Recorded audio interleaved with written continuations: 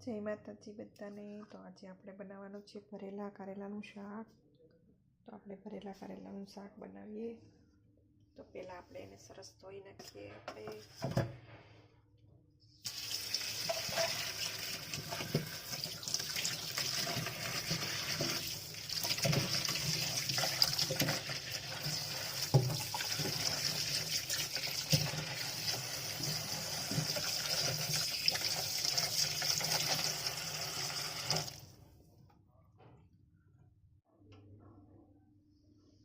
તો આપણા હવે કારેલા ધોઈ ગયા છે। તો આપણે એને થોડી વાર નિતારી દઈએ।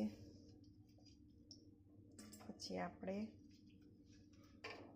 શાકની તૈયારી કરીએ। તો હવે આપણા કારેલા ધોવાઈ ગયા છે સરસ।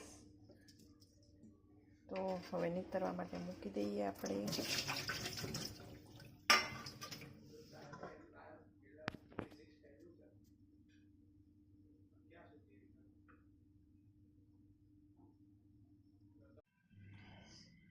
તો આપણે હવે કારેલા છે એ આવી રીતે કટ કરી દીધા છે।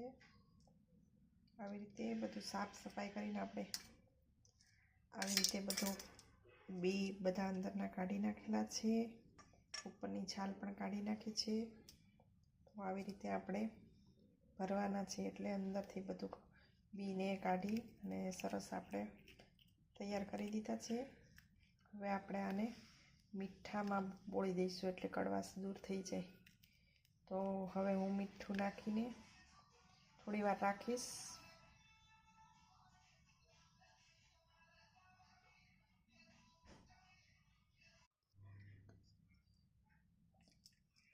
તો હવે હું આમાં મીઠું એડ કરું છું, મીઠામાં બોળું છું।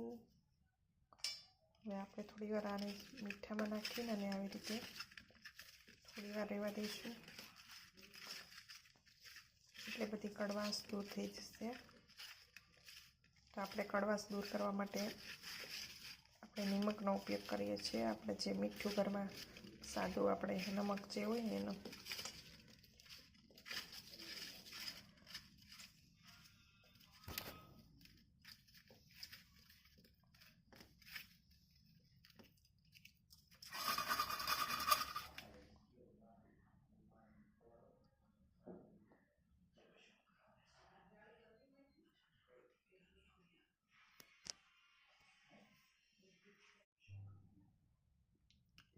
તો આપણે હવે મીઠું નાખીને આપણે થોડી વાર મૂકી દઈશું।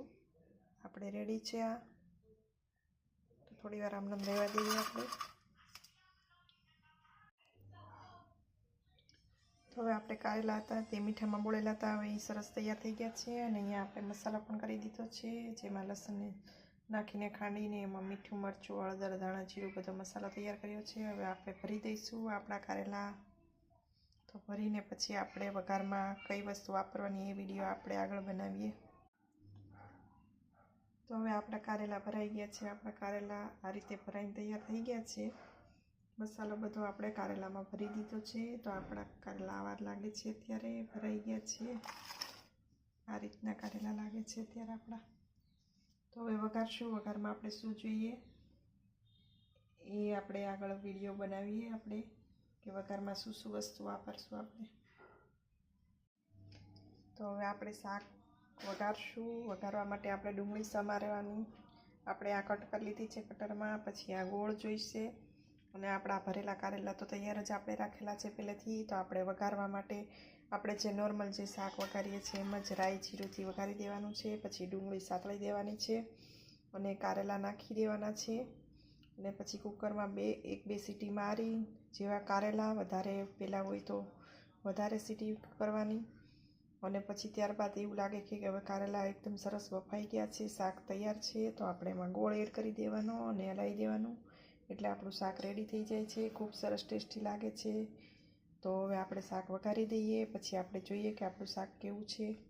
તો બધા જરૂરથી ટ્રાય કરજો। ખૂબ સરસ શાક બને છે ભરેલા કારેલાનું।